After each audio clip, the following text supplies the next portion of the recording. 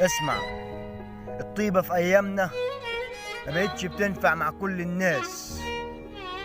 بيحصل خلاف، وعشان عقلك كبير وبتعدي ما بيسكتوش، بيزيدوا في بنيان الخراب. تتعامل بأصل وطبعك النضيف وتسكت احتراما لنفسك، يفتكروك جبان ومش قادر على الرد.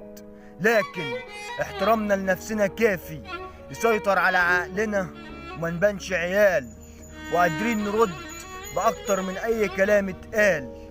الصمت وقت الغضب هيبة ما بتقدروش عليها. سيبنا ايدينا شدينا ايديكم وعمره ما بان، وكل ما نصفى ما بتصفوش.